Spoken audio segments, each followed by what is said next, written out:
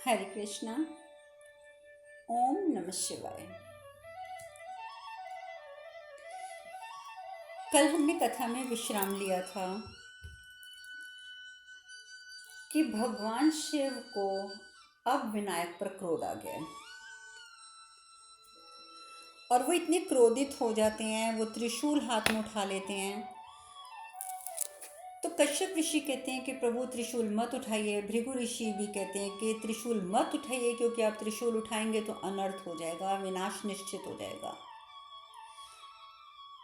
और कश्यप ऋषि तो यहाँ तक कहते हैं कि प्रभु मेरे शाप को निष्प्रभाव कर दीजिए, आप तो सर्वज्ञ हैं, आप तो कुछ भी कर सकते हैं। परंतु भगवान शिव कहते हैं कि जहाँ पर उद्दंडता हो वहाँ शुभ और हित का होना संभव ही नहीं है, और विनायक की उद्दंडता का यही एकमात्र उपाय है। और वो वहाँ से प्रस्थान कर लेते हैं, विनायक के पास पहुँचते हैं, विनायक को फिर प्यार से समझाते हैं और यहाँ तक कहते हैं कि पुत्र तुम क्यों नहीं समझ रहे कि एक माता को दिए हुए एक वचन को निभाने के लिए तुम कितने सारे पाप कर रहे हो। और विनायक कहते हैं कि वचन पूरा करने में पाप कैसा, और युद्ध तो आपकी ओर से शुरू हुआ था, मैंने तो युद्ध किया ही नहीं। अगर आपकी ओर से युद्ध का आरंभ ना होता तो युद्ध तो होता ही ना। भगवान शिव कहते हैं ठीक है, बिल्कुल उचित है, युद्ध हमारी ओर से शुरू हुआ था ना, तो उस युद्ध को विराम भी मैं लगाता हूँ। इसलिए शस्त्र फेंक दो विनायक, हम में से किसी के हाथ में शस्त्र नहीं है, हम भी शस्त्र नहीं उठा रहे, तुम भी शस्त्र फेंक दो। विनायक इस समय वो अपने घमंड में आ चुके हैं, अहंकार में भर चुके हैं, क्योंकि उन्होंने सभी देवताओं को पराजित कर दिया, गणप्रेतों को पराजित कर दिया, ऋषि मुनि उनके सामने कुछ नहीं कर पाए। तो इसी घमंड में आकर विनायक कहते हैं कि जय पराजय के बिना विराम नहीं लग सकता युद्ध में। जब तक जय पराजय का फैसला नहीं होगा तब तक विराम कैसे लग सकता है। भगवान शिव फिर समझाते हैं, कहते हैं देखो विनायक, जय पराजय का जहाँ तक है कि एक चीज़ होनी ज़रूरी है, तो वो वहाँ पर हो सकती है जहाँ पर अच्छाई और बुराई में युद्ध हो रहा हो। पर पुत्र अगर हठ में उतर कर यदि तुम युद्ध कर रहे हो, हठ की खातिर तुम युद्ध कर रहे हो, तो वो अहंकार का युद्ध है, और अहंकार के युद्ध में जय पराजय कहीं मायने नहीं रखती। ये कोई अच्छाई बुराई का युद्ध नहीं हो रहा है, तुम सिर्फ अपने हठ में आके युद्ध कर रहे हो।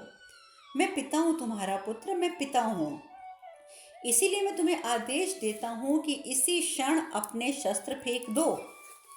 पर विनायक के ऊपर कोई असर नहीं होता। उल्टा विनायक क्या कहते हैं कि यदि आप वार्ता के स्थान पर प्रहार करते ना पिताजी, तो मुझे अधिक प्रसन्नता होती। देखिए, जाने अनजाने में विनायक ने अपने पिता को ललकार लिया, अपने पिता को ललकारा कि आप अगर वार्ता ना करते, मुझ पर प्रहार करते, तो मुझे प्रसन्नता होती।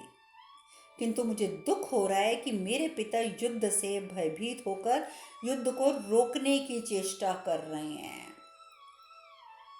है या नहीं कमाल की बात ये। इस समय विनायक घमंड में इतना चूर हैं कि उन्हें ये नहीं समझ आ रहा कि वो अपने पिताजी से बोल क्या रहे हैं। विनायक ने यहाँ तक कह दिया महादेव से कि मेरा पिता युद्ध से भयभीत होकर युद्ध रोकने की चेष्टा कर रहे हैं, और इस बात से मुझे दुख हो रहा है। और उधर अंदर तो पूजा का अंतिम पड़ाव चल रहा है, तो माता पार्वती तो पूरी तरीके से पूजा में व्यस्त है, उनका तो ध्यान ही नहीं है कि बाहर क्यों हो रहा है। वो इसलिए ध्यान नहीं दे रही हैं क्योंकि एक तो पूजा शुरू हो चुकी थी, दूसरा उन्होंने ये देख लिया था कि महादेव तो कैलाश की ओर प्रस्थान कर चुके हैं। सो अब माता पार्वती का ध्यान ही नहीं है इस और के बाहर महादेव पुनः उपस्थित हो चुके हैं। भगवान शिव फिर समझाने का प्रयास करते हैं, देखो विनायक मेरे पुत्र, अपनी मल बुद्धि को अपनी तर्क शक्ति और सोच से पर हावी मत होने दो, हावी मत होने दो। मैं पिता हूँ तुम्हारा, मैं सदैव तुम्हारा हित चाहूँगा। मेरा कथन ध्यान से सुनो विनायक, मेरा कथन ध्यान से सुनो। भविष्य में तुम्हें बहुत ज्ञान अर्जित करने हैं, किंतु इसके लिए अनिवार्य है कि तुम अपनी इस बुद्धि का विसर्जन कर लो। इसके पश्चात ही तुम्हारी शुद्धि हो सकेगी, उससे पूर्व नहीं होगी।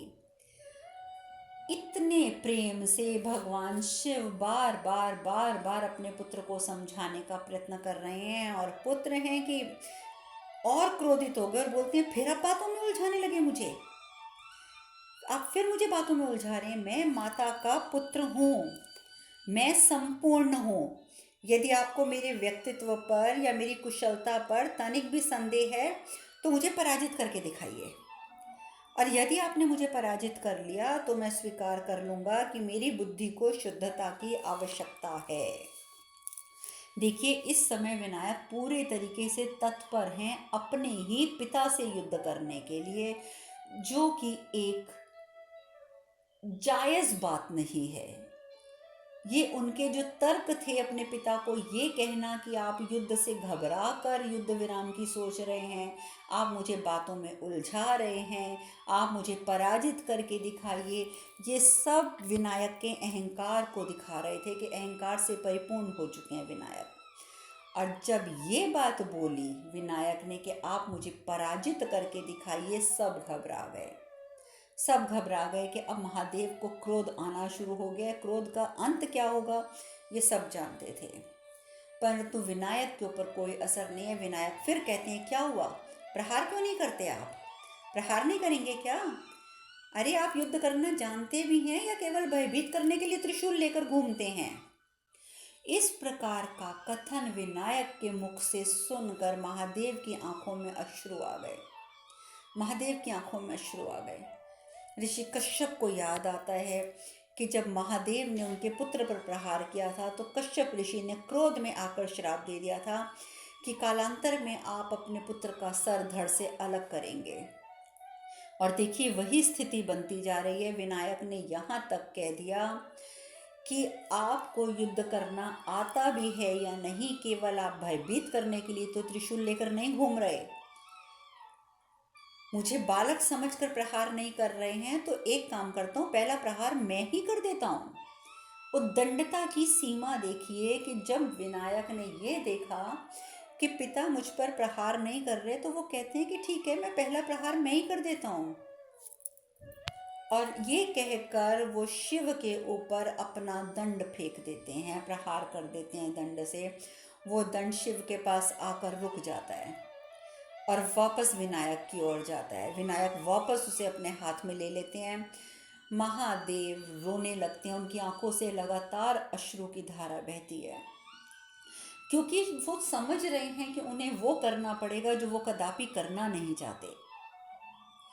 आंखों से अश्रु बहते जा रहे हैं, हाथ कांपते जा रहे हैं। उन्होंने अपने कांपते हाथों से त्रिशूल उठाया और अभी भी वो सचेत करना चाहते थे विनायक को, लेकिन विनायक ने दोबारा दंड का प्रहार उनके ऊपर कर दिया। अब महादेव क्रोध से कांपने लगे, दुख से कांपने लगे, आंखों में अश्रु, हाथ कांपते हुए, और उन्होंने उस त्रिशूल को विनायक के ऊपर छोड़ दिया। जैसे विनायक की ओर त्रिशूल पहुंच रहा था उसी समय माता पार्वती की भी पूजा खत्म हो गई। माता पार्वती जैसे ही गुफा से बाहर आई तो देखती हैं कि त्रिशूल का प्रहार विनायक पर होने वाला है। वो जब तक वो चिल्लाई विनायक, तब तक त्रिशूल से उनकी गर्दन कट कर धड़ से अलग होके गिर गई। महादेव लगातार त्रिशूल तो छोड़ चुके थे, लेकिन वहाँ खड़े होकर लगातार रोते रहे। उन्हें सारी बातें याद आने लगी कश्यप ऋषि की, कि किस प्रकार उनके पुत्र का वध किया था और कश्यप ऋषि ने किस प्रकार से श्राप दिया था। कश्यप ऋषि ने ये तक कहा था कि महादेव, आपको आज पुत्र की तकलीफ क्या होती है, पुत्र की प्राण जाने का दर्द क्या होता है, ये आप नहीं समझेंगे। आपको इस दर्द की अनुभूति उस दिन होगी जिस दिन आप स्वयं अपने पुत्र की गर्दन धड़ से अलग करेंगे। और आज सब कुछ हो गया। सबकी आंखें खुली की खुली रह गई कि ये महादेव ने क्या करा, ये क्या करा। और उधर त्रिशूल जो अग्नि से पूरा ज्वलंत हुआ था, उससे जब गर्दन कटकर गिरी तो वो गिरते ही भस्म हो गई, राख बन गई। और जो धड़ था विनायक का वो धरती पर। माता पार्वती चिल्ला उठी, जीवित कीजिए हमारे पुत्र को, महादेव जीवित कीजिए। शिव की आंखों से अश्रुधारा बहती जा रही है। देखिए, होनी प्रबल थी। अगर होनी प्रबल ना होती तो माता पार्वती पहले मिल सकती थी आकर, पहले मिल सकती थी कि मैं पहले महादेव से मिल लेती हूँ, मैं पूजा बाद में कर लूँगी। अगर होनी इस समय प्रबल ना होती तो ऋषि मुनि जब समझाने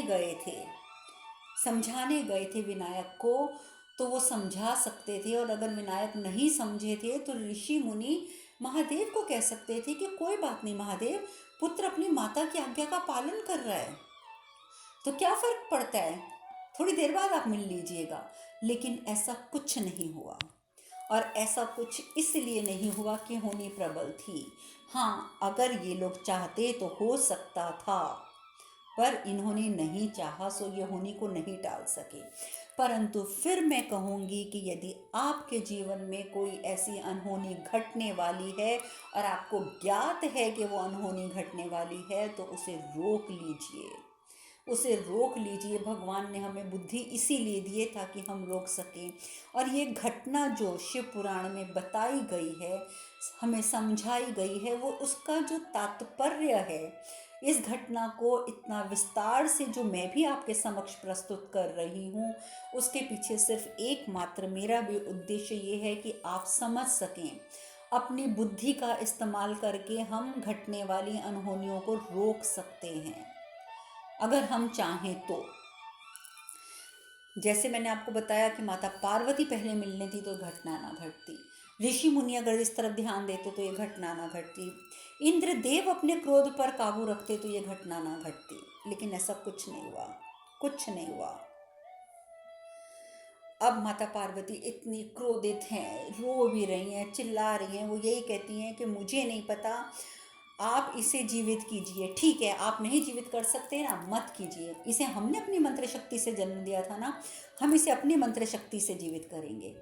माता पार्वती भूल गई कि जिसका वध महादेव कर देते हैं, यानी कि त्रिमूर्ति में से कोई एक जब किसी का वध कर देते हैं तो वो पुनः जीवित नहीं हो सकता। चाहे ब्रह्मा जी, विष्णु जी, महादेव, तीनों में से कोई भी यदि किसी का वध करता है तो वो पुनः जीवित नहीं हो सकता, कुछ नहीं हो सकता। माता पार्वती चिल्लाती रह जाती हैं कि पुत्र को जीवित कीजिए कीजिए कीजिए। महादेव चुप। और माता पार्वती जब स्वयं मंत्र शक्ति से जीवित करने की कोशिश करती हैं तो असफलता प्राप्त होती है। तो वो कहती हैं हम भूल गए थे महादेव, हम भूल गए थे कि आपके द्वारा किए गए विनाश को तो कोई जीवित कर ही नहीं सकता, सिर्फ आपके सिवा। हाँ, अगर त्रिदेव चाहें तो वो पुनः जीवित कर सकते हैं, पर त्रिदेव के द्वारा किए गए विनाश को कोई जीवित नहीं कर सकता। अब माता पार्वती कहती हैं कि ये आपने विनाश करा है महादेव, आप ही हमारा पुत्र लौटाइए, हमें इसी क्षण हमारा पुत्र वापस कीजिए स्वामी, इसी क्षण। महादेव कहते हैं पार्वती मैं तुम्हारी पीड़ा समझ सकता हूँ। महादेव ने जैसे ही बोला कि पार्वती मैं तुम्हारी पीड़ा समझ सकता हूँ, माता पार्वती और क्रोधित हो गई। नहीं, आप हमारी पीड़ा नहीं समझ सकते स्वामी, समझ सकते तो ऐसा कदापि नहीं करते, हमें हमारा पुत्र वापस चाहिए। अब आपको अपनी आंखों से जो अश्रु बहा रहे हैं ना, वो किस लिए अश्रु बहा रहे हैं आप? कहाँ थे आपके ये अश्रु जब आपने हमारे पुत्र पर निशाना साधा था? और अब इन अश्रुओं का कोई मूल्य नहीं है स्वामी, कोई मूल्य नहीं है। महादेव फिर माता पार्वती को शांत कराते हैं। पार्वती, विनायक मेरा भी पुत्र था। माता पार्वती कहती है कि आपका भी पुत्र था, आपका भी यदि वो पुत्र था तो एक क्षण के लिए भी आपके हाथ क्यों नहीं कांपे? इतना कष्ट कैसे दे दिया आपने अपने पुत्र को?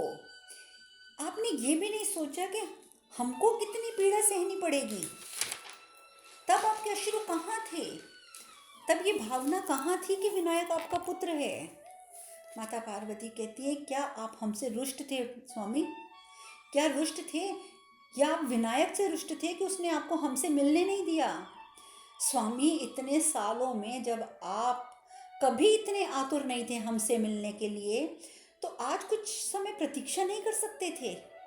क्यों आपसे कुछ समय प्रतीक्षा सहन नहीं हुई? क्यों स्वामी? आप तो सदैव न्याय करते हैं ना, तो ये कैसे न्याय की परिभाषा दी आपने? कैसी परिभाषा प्रस्तुत करी है ये आपने? वो तो केवल हमारी आज्ञा का पालन कर रहा था स्वामी, हमें दिया हुआ वचन निभा रहा था। कौन सा पाप कर दिया था उसने जो आपने उसको इतनी बड़ी सजा दे दी? कौन सा पाप कर दिया था? माता पार्वती देवताओं पे क्रोधित होती हैं, ऋषियों पे क्रोधित होती हैं, कहती हैं कि आप लोग तो यहाँ पर आशीर्वाद देने आए थे ना मेरे पुत्र को, ये आपने आशीर्वाद दिया है। क्या आप महादेव को समझा नहीं सके? क्या आप महादेव के क्रोध को शांत नहीं कर सके? क्यों नहीं कुछ कर सके आप लोग? सके आप लोग सके आप सब चुप। सबके ऊपर माता क्रोधित हैं, सब चुप। वो फिर कहती हैं महादेव हम कुछ नहीं जानते, इसी क्षण से जीवित कीजिए। शिव कहते हैं ये संभव नहीं है पार्वती, ये संभव नहीं है। तुम समझो इस बात को कि तुमने संसार की शुभता हेतु इस बालक को जन्म दिया था। अवश्य ये सोचा था तुमने कि संसार की शुभता हेतु तुम ये जन्म दे रही हो, किंतु तुम स्वयं स्वार्थ से वशीभूत थी। स्वयं तुम स्वार्थ में आ गई थी। तुमने संसार से अधिक इसे अपने लिए जन्म दिया।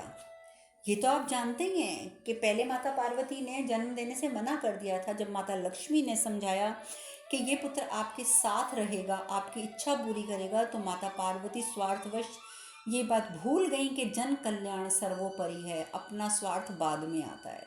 तो यहाँ पर माता पार्वती की भी गलती थी कि उन्होंने स्वार्थ को अपना लिया था। तो भगवान शिव यही कहते हैं कि तुमने संसार से अधिक अपने लिए इसे जन्म दिया था, ताकि ये तुम्हारे आदेशों का पालन कर सके। और पार्वती, स्वार्थवश किए गए किसी भी कार्य का परिणाम कभी भी उत्तम नहीं होता है। आज तक नहीं हुआ, ना आगे कभी होगा। स्वार्थ में किए गए कार्य हमेशा विनाशकारी होते हैं। तुम्हारे स्वार्थ से जन्मे इस पुत्र में अहंकार था, बहुत अहंकार था पार्वती। मत भूलो कि तुमने इसे अपनी मैल से जन्म दिया था। ये तुम्हारे शरीर का अंग नहीं था, ये तुम्हारी मैल से उत्पन्न हुआ पुत्र था, जिसके कारण इसकी बुद्धि मल बुद्धि हो चुकी थी। इसकी शुद्धता अनिवार्य थी, जो ये नहीं करना चाहता था। मैंने भी इसे समझाया था, पुत्र तुम्हारी बुद्धि की शुद्धता अनिवार्य है, परंतु अहंकारवश इसने मुझ पर प्रहार किया। ये किसी का कथन सुनने को तैयार ही नहीं था।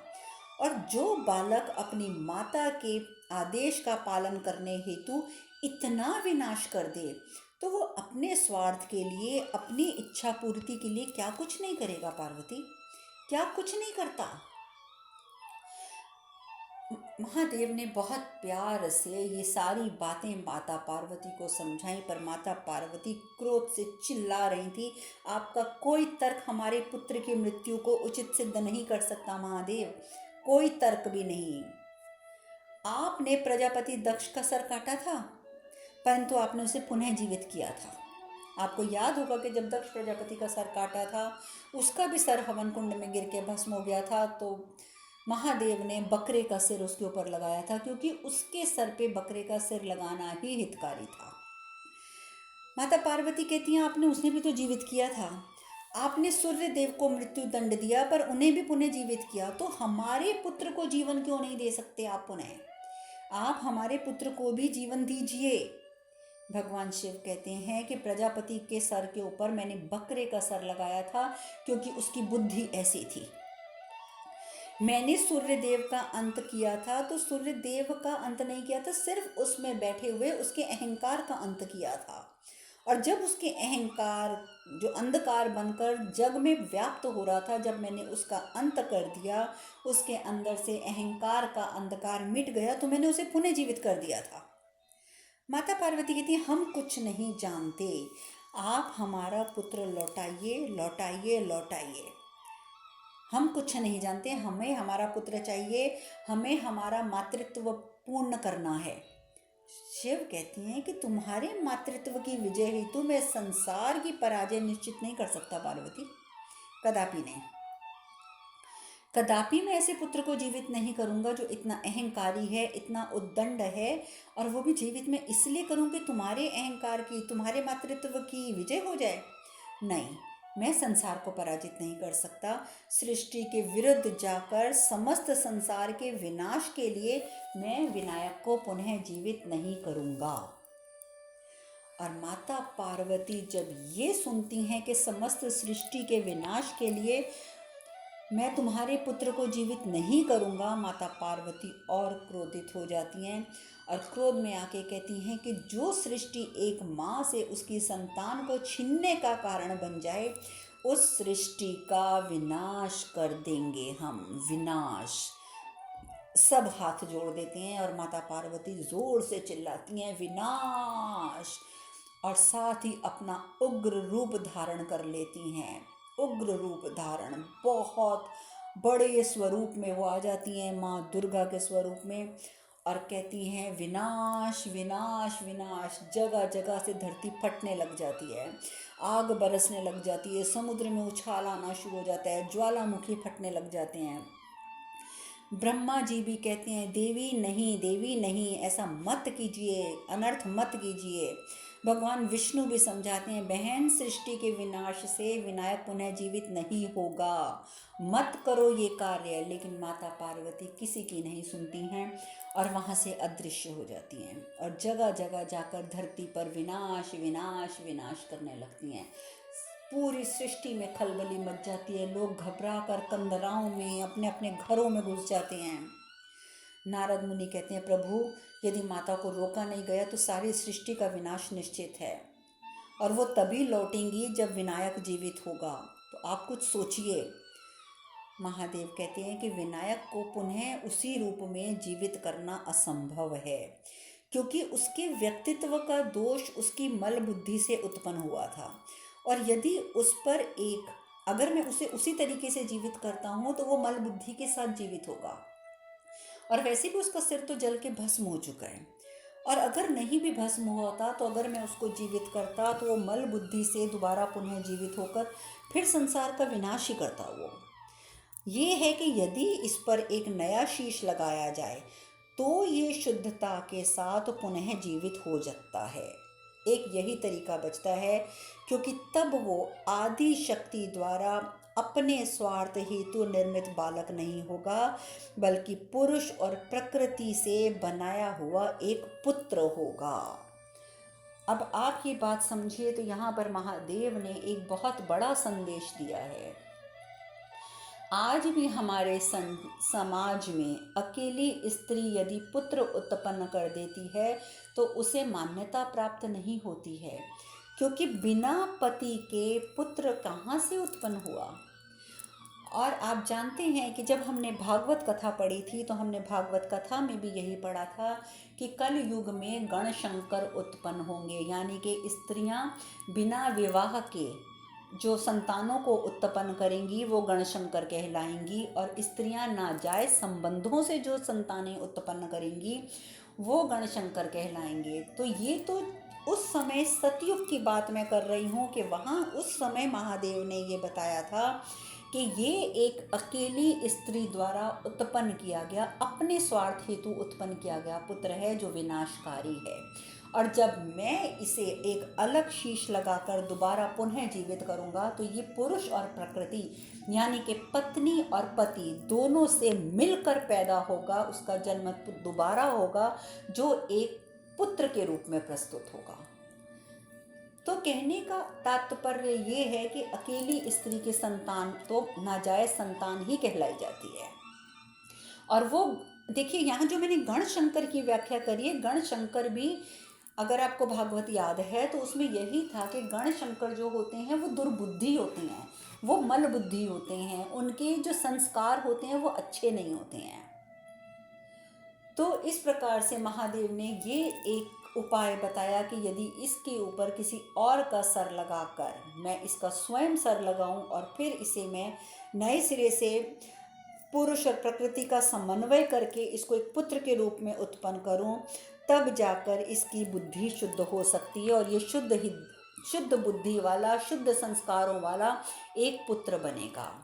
अब ये बातें किस प्रकार से पूर्ण होंगी ये चर्चा हम कल करेंगे। आज हम कथा में यहीं विश्राम लेते हैं। हरे कृष्ण कृष्ण कृष्ण हरे हरे, हरे राम राम राम हरे हरे। आप सब खुश रहें, सुखी रहें, स्वस्थ रहें। हरे कृष्णा। ओम नमः शिवाय, ओम नमः शिवाय, ओम नमः शिवाय।